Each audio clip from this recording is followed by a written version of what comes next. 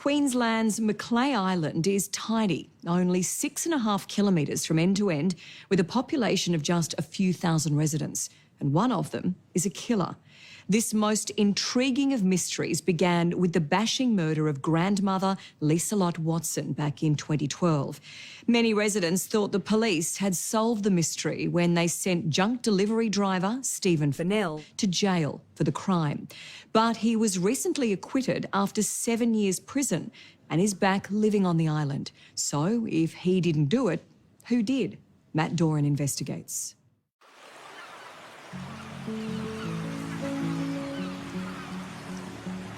Okay, baby. Steven Fennell is happy to be home, back with his wife Helen.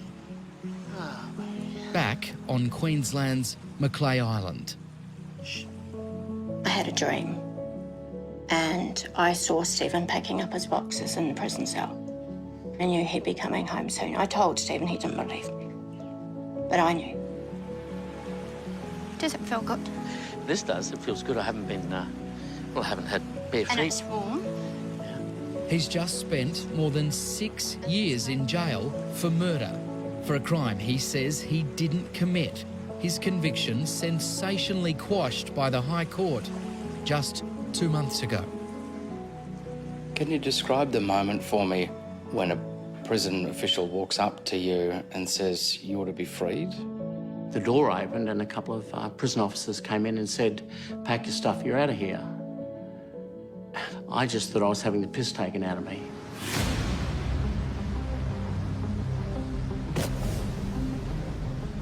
They call it the Jewel of Moreton Bay. It's just a short ferry ride from Brisbane. But somewhere on this tiny island, a killer roams free. She knew what was happening to her. She fought for her life. Tonight, we investigate one of Australia's most baffling murders and reveal long-buried secrets. He tied my legs up and my arms behind my back. Got some sort of material and shoved it in my mouth. When she told you that there were bite marks on her buttocks, did she explain to you just how they came to be there? That was part of her punishment.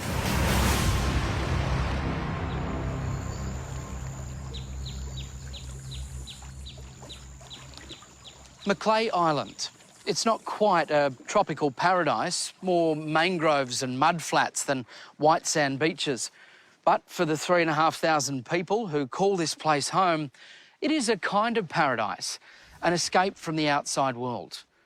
Or at least it was, until one day, 7 years ago, when the murder of an 85-year-old grandmother changed everything. Officers found the well-known local woman dead in her bedroom on Tuesday afternoon. It was the island's first murder in living memory. Things like this don't happen here and we just can't understand it. The victim, much-loved retired nurse, Liselotte Watson. Where to begin with Grandma? Beautiful, warm, independent. She just didn't take anybody's crap. And the man accused of her murder, the island's popular junk mail delivery man, Steven Mark. Did you enter Mrs. Watson's home and bludgeon her to death with a hammer? I never would hurt Mrs. Watson. You did not kill her? I did not kill her. Tonight, did police frame an innocent man for murder? They missed suspects who fled the island, parolees that left the island the moment the police had arrived. Now free, he's pursuing his case with Queensland's Crime and Misconduct Commission, claiming police let the real killer escape. I found Mrs. Watson with the police on the Tuesday afternoon. I was interviewed by police on the Wednesday, and I was arrested by police on the Friday. No other suspects considered. It was Steven Fennell who, 7 years ago, called police to say he hadn't been able to contact his friend, Mrs. Watson, and led police to the house where she lived alone. And it was Steven Fennell who was with them when they found her bloodied, battered body. I can't imagine what it was like entering the home with police and making that discovery. It was hard. I mean, Mrs. Watson's my friend, and there she is laying on the ground. Initially, I thought that she'd fallen out of bed. So I reached down and she was cold and clearly dead.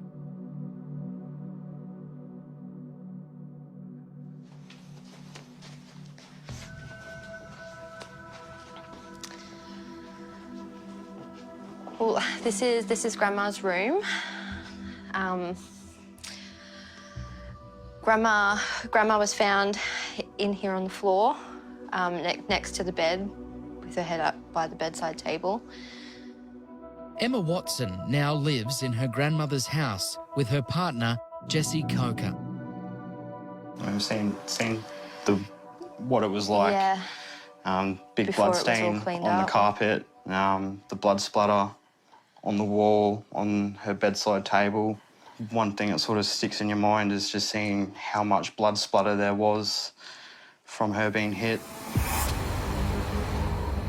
It was a baffling crime. Mrs. Watson was known to keep large amounts of money hidden inside the house. But despite its first appearance as a burglary gone wrong, cash had been left untouched in a drawer. It would have been the most careful robbery in history, I guess. Where nothing was taken. Where nothing was taken. Police were convinced it was a premeditated attack by someone Mrs. Watson knew. And although there was no DNA or other forensic evidence linking him to the crime, they quickly focused on one suspect, Steven Fennell. To murder a woman of that age and that vulnerability in that way with a hammer would take a particular propensity for violence. Again, you've made an assumption that the intention was for murder. You've not considered at all any alternate hypothesis. Someone's gone to rob Mrs. Watson, disturbed her, grabbed something, bludgeoned Mrs. Watson, and then left. Well, no matter which way you look at it, striking an old woman with a hammer It's terrible. is I'm not horrific. making any defence for anybody that's done that. But I think there's an assumption by everybody that somebody's gone there deliberately to kill, and the evidence doesn't lead that way.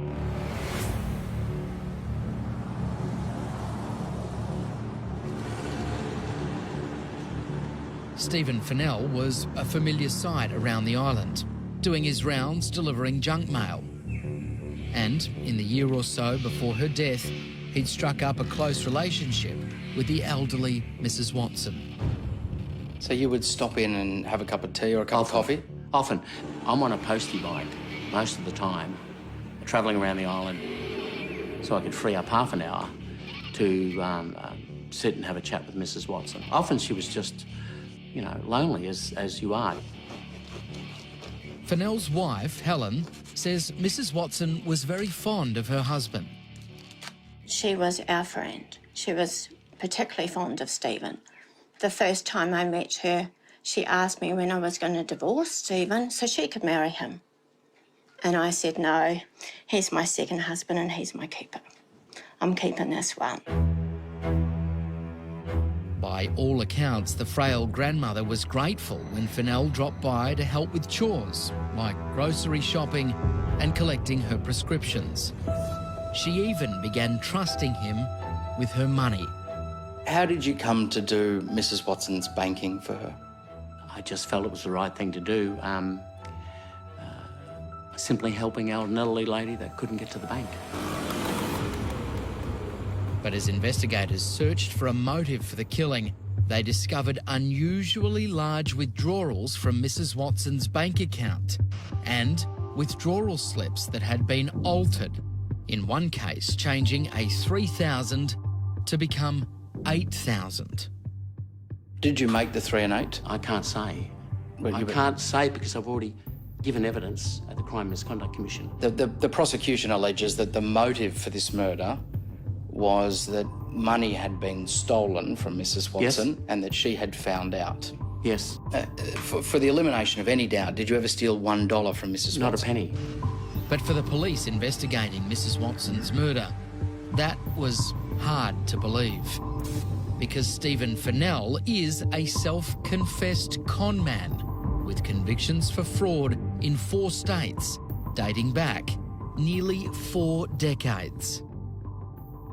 How many convictions? I didn't count, but the media says 41. 41. The bulk of them fraud? Majority, yes. After one conviction in Tasmania, the then 27-year-old bragged to a newspaper about his skill at deception. One of the allegations in this story is that you'd ripped off people to the tune of $250,000. Sure. Is it true? No. Is it true? No. You sure? I'm positive. A quote here, "I'm not a saint. I am a con man. I am into fraud. I've done a lot of unscrupulous things." Sure. I've said that. What's the figure if it's not $250,000? It'd be a lot less. You wouldn't tell me anyway, would you? Probably not. And this, I recognise this is in your past. This does not in any way make you a killer. Well, What this does do is paint a history or an appetite for fraud, and I'm asking you whether you have truly abandoned that appetite. I think that, as I said, there comes a point when you realise, I'm not that dumb. I can make money legitimately. Well, your resume is extraordinary. You're highly educated. You're a very smart man. No, none of that's true. Well, you made up the resume? Yes. You I invented have a it? Year 9 education. You're kidding? No. What, so this is bogus too? Yes. Thank you for not checking. Nobody's checked. You know what it makes you? It makes you a very good liar. I guess it does. It makes you an expert liar. And I guess it does. I'm not necessarily shying away from that. Is lying a good skill if you're facing a murder conviction? Apparently not, given that I was convicted. 4 months after he was first arrested, Steven Fennell was charged with Mrs. Watson's murder. There was simply a formula that police had used, and that was that I knew Mrs. Watson, I gambled, and I had a criminal record. I must be good for it.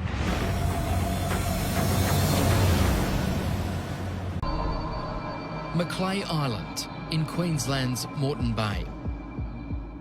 7 years ago, this was the scene of a horrifying murder. 85-year-old grandmother, Liselotte Watson, bludgeoned to death with a hammer.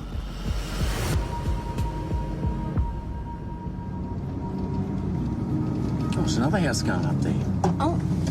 Oh, look at old Terry's place. Today, Steven Fennell, the man who was charged with the crime, is home, his conviction quashed, trying to pick up the pieces after 6.5 years in jail.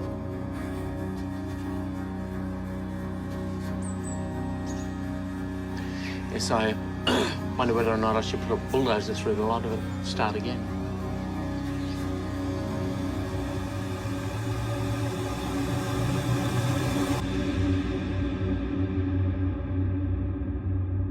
Steven, clear it up for Australia now, anyone who might be still thinking, still in two minds about what happened.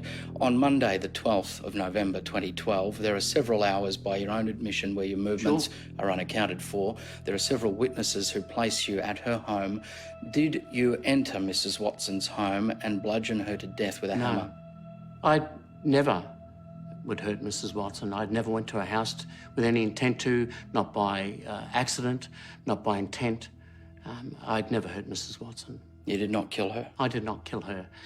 I sit here grinning because I'm aware of information that the police hold, people that have perjured themselves and people that have made statements that won't stand up to the facts.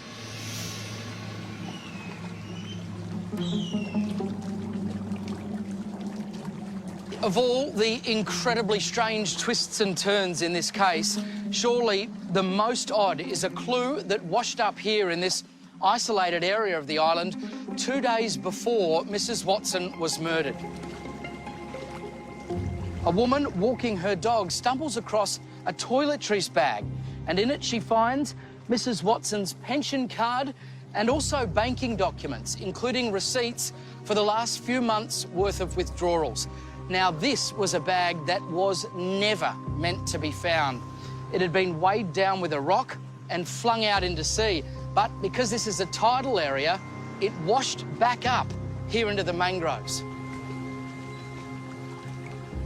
Contained within that bag was a white Westpac folder. Sure. That you had had in your possession 10 days before the killing. Sure. So how, if you would allow me to ask, how does a folder that you had in your possession end up in a toiletry bag with a rock in it dumped in the mangroves? Well, you're asking me to speculate. Well, no, you've had 6.5 years to speculate. I'm sure you've got a theory. I've got a number of theories. What is it? Well, because of the legal action and because of what may be coming, I can't preempt, pre-warn, or... But you acknowledge that you had the folder that was dumped in the mangroves 10 days before the killing? I've never denied having the folder. So, but what happened in those intervening 10 days? Did you give it back to Mrs. Watson? Sure, I gave it back to her. She got her folder back. You must believe you're the unluckiest bloke on the planet, that banking documents linked to you are ditched in the mangroves just before her murder. That's not the most difficult thing in this case. But that's one of them. You must have thought, how on earth? That's not the most difficult thing in this case. It will come out in further evidence. Information about my home, my trailer, the alleged hammer from Mr. Matheson. Can we talk about that hammer? My goodness. And here's where the case gets even more baffling. When police searched the mangroves where the toiletries bag was found, they also discovered Mrs. Watson's wallet and a purse. And not far away, a hammer. Investigators believe this is the murder weapon, a hammer found dumped with some of Mrs. Watson's belongings. Where were you when you first heard about the hammer? I was sitting on the side of our bed. We had a TV up here, and they said police are looking for information about this hammer. Susan Matheson and her husband Bob were friends of the Fennells. Bob, who has since passed away, was a handyman. Mr. Fennell says police have seized hammers from his home. We looked up, I looked at him and he looked at me and I said, that's mine. He said, that's yours at exactly the same time. And that's when we rang 131 444 to report that we knew who the hammer belonged to. Neither had any doubt this was the hammer Bob left with Steven Fennell a year before Mrs. Watson was killed. Hammers can look alike. How are you so certain that this was yours? Because there was a paint mark and a couple of other things on it that he got from working on a farm in South Australia, and it put a chip into the side of the teeth of the hammer. Susan and Bob would later give contradictory evidence about the origins of the marks they identified. But Susan remains adamant. Is there any morsel of doubt in your mind that that was Bob's hammer? No, not a doubt in my mind. The hammer that allegedly belonged to Bob Matheson, did he ever give you a hammer? No. He never gave you a hammer? Never gave me a hammer. But essentially, both Susan and Robert, yes, they said that they had an aha moment when they're watching the news and said, my goodness, that is the very hammer I gave to Steven. Sure. So they are just making it up, or they're wrong? I can't talk to you about that. Well, you must have a theory. Like either they are right or they are wrong, and if they are wrong, they have helped send you to jail for 6.5 years. So which is it? I'm saying to you it's the latter, and I'm saying to you that there is further action to be taken on this. But it wasn't just the hammer that put the police spotlight on Steven Fennell. The junk mail delivery driver didn't have an alibi for several hours on the day police believe Mrs. Watson was killed, and a search of his computer raised more suspicion. Can you describe for me your movements on that Monday? I think as I've outlined, but no. What specifically timetable are we looking at? You see, you want me to indulge in something. Well, like no, that, I'll give you a start point. In the morning, there is a record of you being logged in on your computer, and Sure. at some stage approaching 8 a.m, you access a website which says in weird places people hide money in their homes. No. A pop-up materialised and you accessed it. No, I was on the Yahoo homepage. Right. And they call it bait advertising. Do you want a cheaper home loan? That one sounds like bait advertising. I've been on planet Earth for 36 years and I have never had weird places people hide money around the house. That didn't pop up. I pressed the button and was redirected to weird places people hide their money. How long was I on the website for? If you've read the trial and if you've read the expert's opinion, less than 1 second. I saw on 1 and second. off. Then what happened? If it had taken me to porn, you'd be sitting there asking me why was I looking at titty girls. But I'm not asking about porn, Stephen. What I'm asking about now is, are you saying that it was a faulty link? No, and you somehow I'm saying ended up that's on that where page? it linked to. Right. Thank you. And it's the evidence that was presented by the police expert. And again, a waste of the jury's time and misrepresented as you've done here, which is starting to piss me off. Fennell says he came to Mrs. Watson's house on the Monday morning to return a biscuit tin, but he doesn't remember exactly when or even if he went back later that day. You've read the trial transcripts and you must be aware, I am. when you asked me about my medical conditions, that I have a diagnosed brain injury. Short-term memory. Which affects my short-term memory. But you'll have to ask my wife on how many occasions I've gotten up out of my chair to do something. How about Like this morning when you couldn't find your wallet. But if Steven Fennell doesn't remember his visits to Mrs. Watson's house on the day police believe she was killed, her neighbours say they do. Loretta, it was a long time ago, I understand. Can you remember what happened on the Monday, the 12th of November, 2012? Yes, it has been a long time, but it's something that sticks in your mind. Loretta Macleay lives just 2 doors down from Mrs. Watson's house. She says she saw Steven Fennell arrive at 2 o'clock that afternoon. I heard a bike come up the road. I thought it was my postman, so I got up. I came in here into my bathroom, looked out the front window here, and I had a direct line over to Mrs. Watson's front gate. And none of those trees were there growing at the time, and I had a good view. So it's been 6.5 years. They've grown up. Yes. But back then, you had a clear line of sight to I Mrs. did. Watson's house. Yes, I did, to the front gate.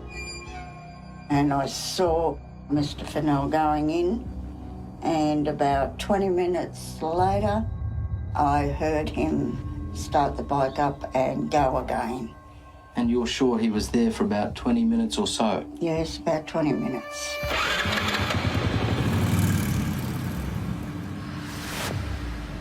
The first witness statement, which places you there at 2 p.m. for a period of 20 minutes, do you know what you were doing?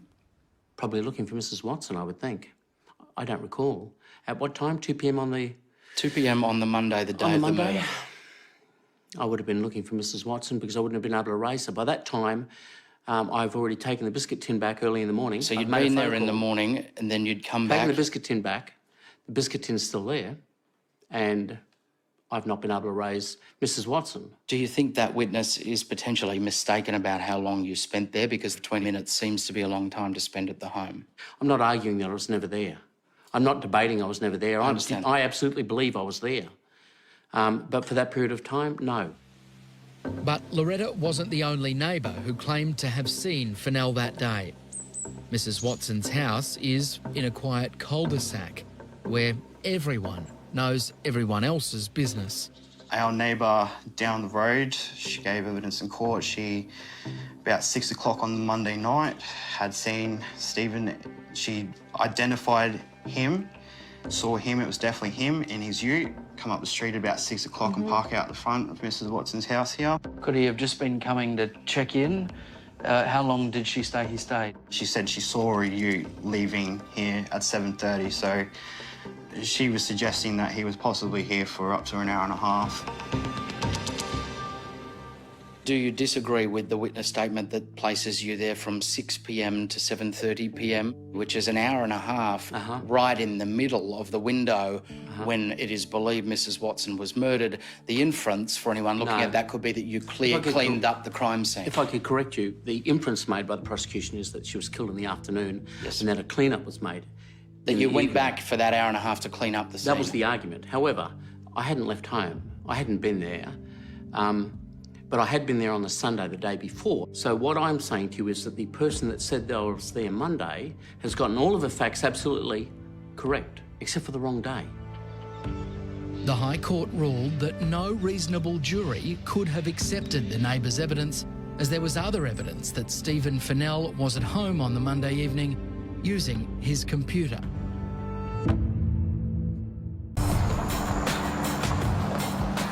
Stop stressing. It's been a strange few weeks for Steven Fennell, adjusting to his newfound freedom. Baz? Hey, Baz, we're not psycho. Well, not today. Fennell has been in jail for nearly 7 years, convicted of a murder he always said he didn't commit. No, going straight, Helen. Helen. That conviction was quashed 2 months ago by the High Court, which found that the prosecution case on Fennell's motive was extremely weak, that the Mathesons' identification of the hammer was glaringly improbable, and that Fennell's window of opportunity to have committed the murder was very small at best. And do you want compensation for these 6.5 years? Steven Fennell now plans to sue the state of Queensland $1 million for each of the years he lost in prison. Something around $7 million. I think that would be fair. But not everyone believes Steven Fennell is entitled to compensation or even to be walking free. No, he's a monster. You really believe that he's a monster? Yeah. Well, he is to me.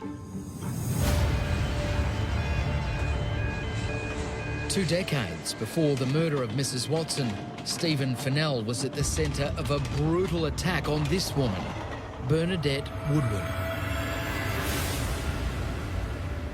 Then, a naive 21-year-old, Bernadette met and fell in love with the 35-year-old self-confessed conman. But one night, everything changed.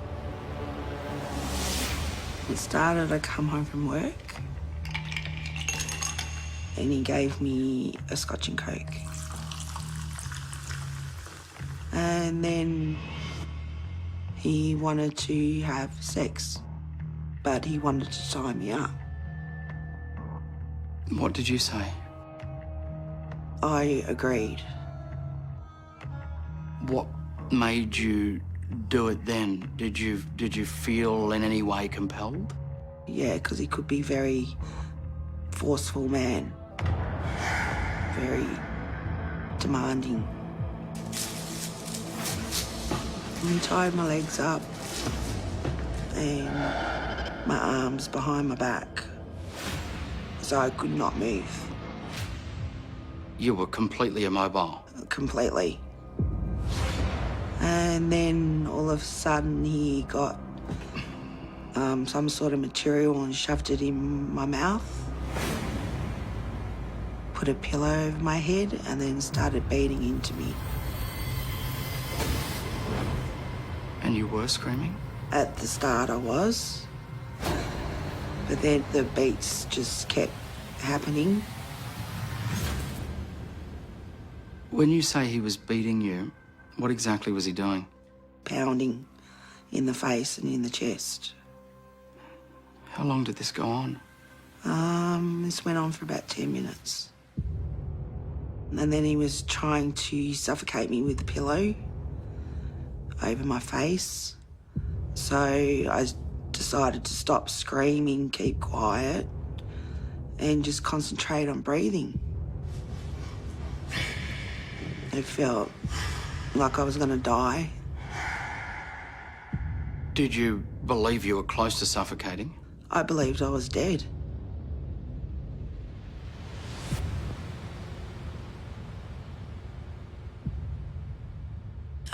There was blood on the pillows.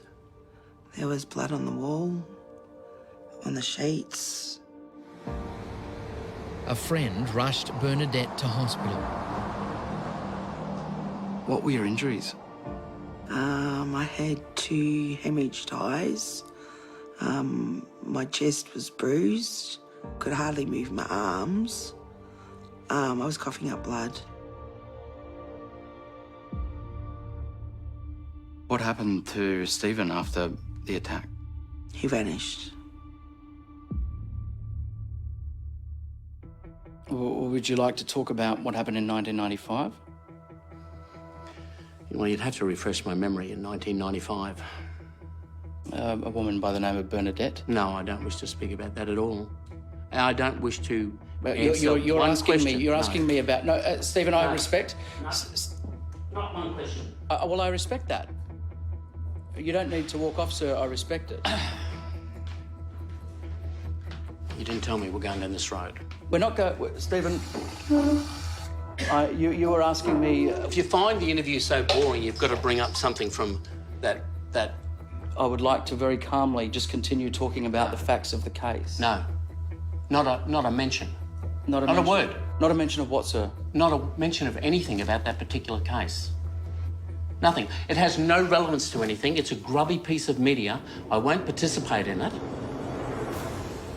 In 1995, Steven Fennell was sentenced to 1 year and 4 months in prison for his attack on Bernadette. It's a long time ago, but not for his victim. 25 years on, are you still afraid of Steven? Yes, I'm afraid of him. Why? Because he's crazy. He's a very manipulative, charming man that can talk his way out of a wet paper bag. Sitting here and sharing this story as you have takes a lot of courage. Why are you speaking to me today? So he doesn't hurt anybody else. I don't want anyone else to be hurt. So people are aware what sort of con man he really is. And he is dangerous. Sir, I can't talk to you about this particular case and this particular woman if you're not going to allow me to delve into it. Steven Fennell may not want to talk about his past, but it's about to catch up with him again.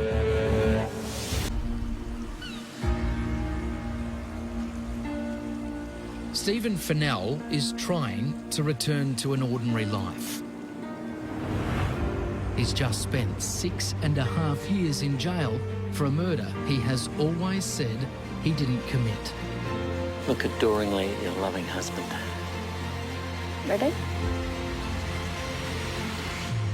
I said adoringly, not like some sort of social retard.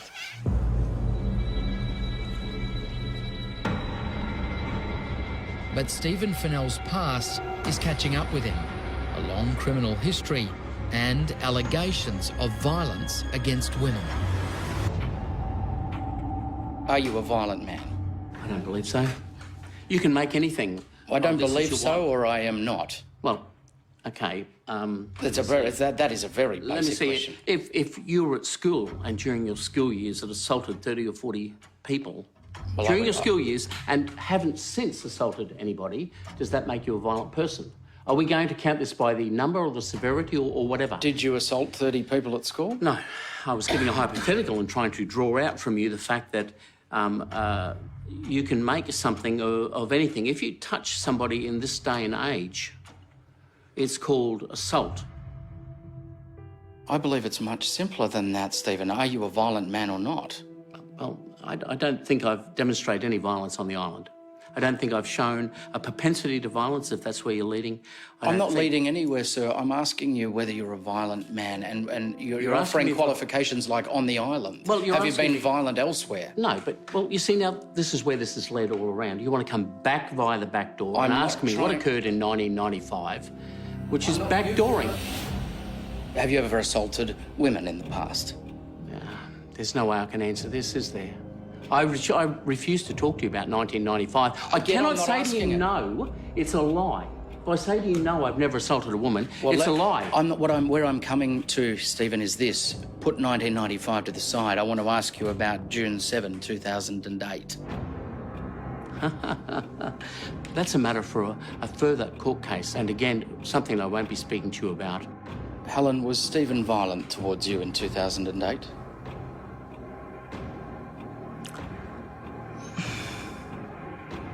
I really decline to answer.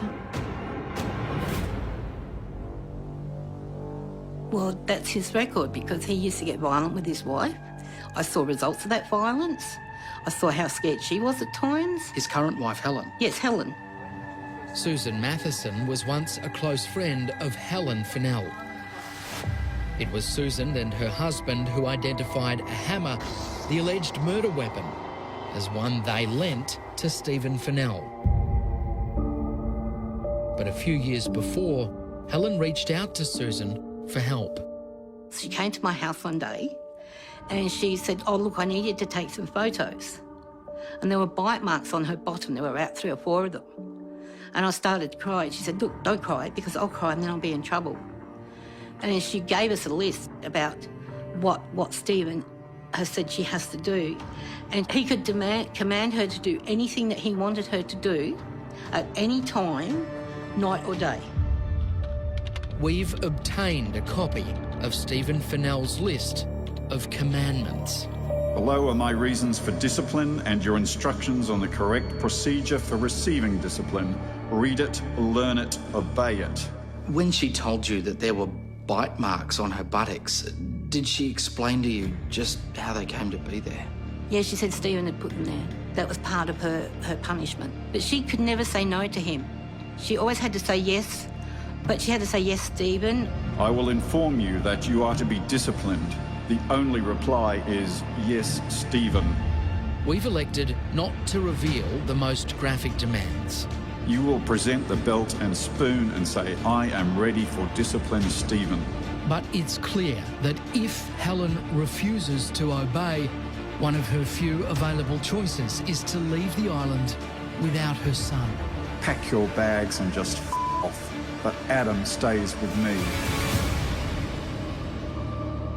She said, just give me 2 or 3 days and I'll try and work out how to get to your place so we can get to the mainland, so we can get some help. But you both agreed that the best course of action was to lodge a police complaint? Yes, because she went to the police station and lodged a complaint. Steven Finnell has been acquitted of murder and freed by the High Court. But now his character is under fire, accused of acts of violence against the woman sitting beside him, his own wife, Helen. Why did you leave the island on a police barge? I chose to go away for a break for a weekend. May I ask you why? Because I wanted a break from Steven. Was there an incident that triggered that? Yes. Let me answer this. Well, I would love to answer. I would love to let Helen answer it if you would allow me. Helen's not going to answer it. She is a grown woman capable of speaking for herself. She's not going to answer it. Helen, would you like to answer it? No, thank you. We had an argument, and it's as simple as that. It went no further. There was no physical assault. Did the argument end with bite marks? As a matter of record, it did. But it has nothing to do with where you're going and what you're inferring. Steven, there seems to be, when I'm talking to you, just below the surface, an undercurrent of rage. No, you're wrong. There's an overcurrent. There's absolute rage. I got sent to jail for 6.5 years on perjured testimony. Police were aware of what was going on and did nothing. I'm leaving it at that because that's the only place that we're not going any further with this because this is yet to come out. Whether you edit with this or not, I don't give a rat's ass. Is there an agreement in your relationship that Helen should refer to you as yes, master, or yes, Stephen? We're not answering any of that. What we do in our bedroom is our business. You know, is this the kind of journalism you want to stoop to? This isn't investigative journalism. This is just shit. Can I tell you what's not shit? And that is the testimony of Bernadette. He got some sort of material, shoved it in my mouth, put a pillow over my head and then started beating me. I felt like I was going to die. I couldn't breathe. I was coughing up blood. I had 2 hemorrhaged eyes. My chest was bruised. There was blood on the pillows, blood on the walls, blood on the sheets. Now, you've just ruined this for yourself. You really have. We're out of here. Where are you going, sir? If you want to talk about journalism, let's have a discussion about it. Where are you going, Stephen? You have to take your microphone off. I want to talk to you, sir, about this. You want to talk to me about an incident in 1995? What happened? Why don't you talk to me about what occurred in 1964? Do you regret the incident? Is what I'm asking you, sir.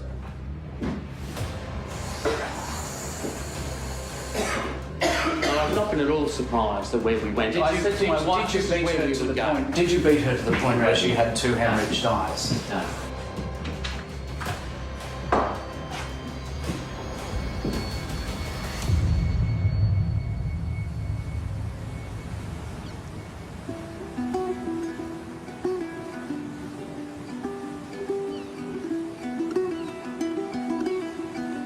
At the end of all this, it's important to remember that Steven Fennell was acquitted of Mrs. Watson's murder. A criminal history does not make someone a killer. But 7 years on, Macleay Island is still haunted by the murder. How much do you miss Grandma, Emma?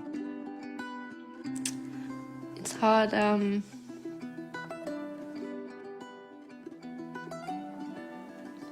because she wasn't ready to leave yet.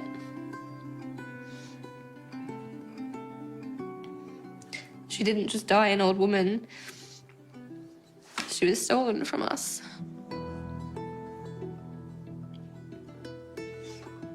And it's not fair. For now, at least, Mrs. Watson's killer remains at large. And unless one day another piece of evidence washes up in the mangroves, it may have to stay that way forever. The darkest secret of Macleay Island. An extraordinary story and a real team effort from our producers Stephen Rice, Margaret Parker and Daniel Clark.